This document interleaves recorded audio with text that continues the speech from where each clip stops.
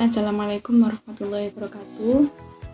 Sebelumnya, perkenalkan nama saya Nurus Niswana, saya dari Prodi Perbankan Syariah Fakultas Agama Islam.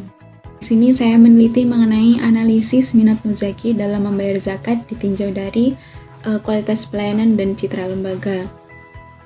Latar belakang saya mengambil penelitian ini karena sewaktu magang, saya itu mengamati bahwa masyarakat itu puas dan senang dengan kualitas pelayanan yang diberikan oleh Basnas. Nah, maka dari itu saya ingin membuktikan bahwa apa benar pengaruh kualitas pelayanan itu memiliki pengaruh terhadap minat muzaki untuk membayar zakat. Nah, kemudian masyarakat itu masih menganggap Basnas itu sama dengan Basarnas, padahal kenyataannya Basnas dan Basarnas adalah dua lembaga yang berbeda. Nah, ini salah satu bukti bahwa ulasan masyarakat untuk Basnas. Nah, untuk tinjauan pustakanya sendiri di sini saya memaparkan mengenai zakat, kualitas pelayanan, minat muzaki, dan citra lembaga. Untuk metode penelitian di sini saya memakai metode penelitian kuantitatif deskriptif. Kemudian untuk respondennya itu saya menyebarkan dengan kuesioner ke beberapa OPD di Kabupaten Sidoarjo. Dan untuk analisis pengolahan datanya, saya memakai program SPSS. Kemudian saya lakukan beberapa uji. Setelah menyebarkan kuesioner, yang saya dapat dari tabel tersebut untuk respondennya itu mayoritas berjenis kelamin perempuan dan usianya dari 31 sampai 40 tahun dan mayoritas adalah berpendidikan sarjana. Untuk uji kualitas instrumen di sini ada uji validitas dan uji reliabilitas. Nah, dari uji validitas ini ditemukan dari beberapa item pertanyaan itu memiliki nilai signifikansi kurang dari 0,05 yang artinya katakan valid. Dan kemudian untuk uji reliabilitas ini dari beberapa variabel itu memiliki nilai signifikansi lebih dari 0,70 yang artinya bisa dikatakan reliable. Kemudian di uji asumsi klasik ini terdiri dari uji normalitas, uji multikoliniaritas, dan uji heteroskadasitas. Nah, dari uji normalitas ini ditemukan nilai signifikansi lebih dari 0,05 yang artinya data itu bersifat normal. Kemudian untuk uji multikoliniaritas ditemukan nilai VIF itu kurang dari 10. Maka artinya tidak ada gejala korelasi. Dan untuk uji heteroskadasitas ditemukan bahwa masing-masing nilai variabel itu memiliki nilai signifikansi lebih dari 0,05. Maka di sini berarti tidak ada gejala heteroskadasitas. Untuk uji hipotesis ditemukan persamaan yaitu sebagai berikut. Nah, dapat ditarik kesimpulan bahwa masing-masing variabel itu memiliki nilai yang positif. Nah, maka ada pengaruh kualitas pelayanan dan citra lembaga terhadap minat muzaki. Kemudian uji kelayakan model dilakukan melalui uji F dan uji T. Di sini di uji F itu menghasilkan kesimpulan bahwa dua variabel yaitu variabel kualitas pelayanan dan citra lembaga itu memiliki pengaruh terhadap minat muzaki. Nah, sedangkan di uji T ini dari variabel kualitas pelayanan itu tidak memiliki pengaruh terhadap minat muzaki. Nah, sedangkan di variabel citra lembaga memiliki pengaruh terhadap minat muzaki untuk membayar zakat. Maka kesimpulan yang dapat kita ambil adalah dari beberapa uji tersebut tidak ada pengaruh kualitas pelayanan terhadap minat muzaki dan ada pengaruh citra lembaga terhadap minat muzaki untuk membayar zakat. Ini ada salah satu dokumentasi ketika saya melakukan penelitian kemarin.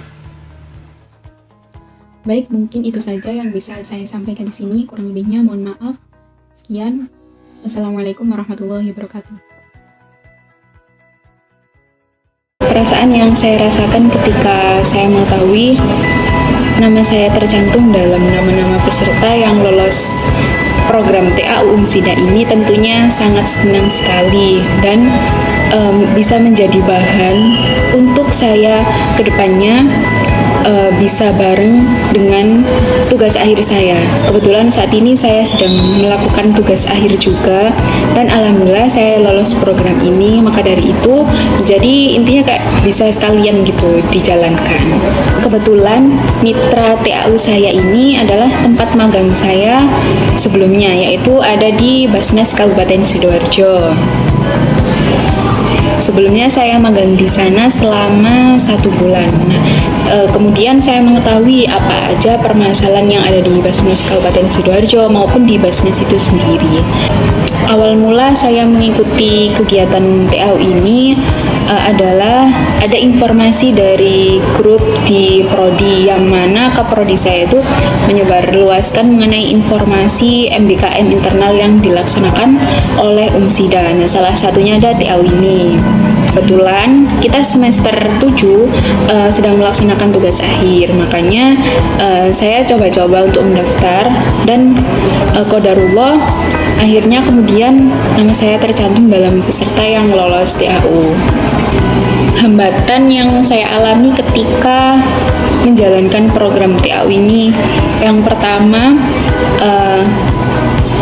sebelum saya melakukan pengumpulan data di Prodi Perbankan Syariah ini harus sudah melaksanakan seminar proposer terlebih dahulu supaya data yang akan dilakukan penyebaran bisa dikasih masukan atau saran oleh dosen penguji di seminar proposal. Nah, kemudian selanjutnya itu ketika saya melakukan pengumpulan data, tidak hanya cukup untuk saya mendatangi tempat tersebut. Ternyata prosedurnya sangat rinci sekali, karena kan negara kita adalah negara yang sangat administratif. Jadi prosedurnya itu harus melalui Bakes Bangpol terlebih dahulu, kemudian baru ke dinas atau badan-badan yang saya tuju. Nah, setelah sampai di dinas atau badan yang saya tuju, surat saya itu tidak langsung diterima, tapi menunggu ACC terlebih dahulu dari pimpinan. Maka dari itu yang membuat saya lama berada di tahap itu. Seperti itu. Kemudian dari sisi sistem, mungkin hambatannya di sistem MBKM ini mungkin baru pertama ya, jadi masih awam gitu untuk sistem IT-nya. Solusi dari hambatan yang saya alami tadi, saya mengatasinya dengan tidak hanya ke satu badan saja. Jadi kemarin itu saya ke beberapa badan dan dinas yang ada di Kabupaten Sidoarjo untuk berjaga-jaga supaya kalau misalkan dinas satunya itu slow respon, maka ada dinas berikutnya. Harapan untuk program TAU kedepannya supaya lebih dikoordinasikan lagi dan lebih dimatangkan lagi mengenai sistem atau aplikasi yang akan digunakan, lalu untuk koordinasi ke mitra ataupun mentor, dan untuk sosialisasi ke mahasiswa juga lebih dimatangkan lagi ke depannya supaya mahasiswa atau peserta maupun mentor tidak ada yang miskomunikasi atau salah persepsi mengenai apa yang harus dilakukan ke depannya.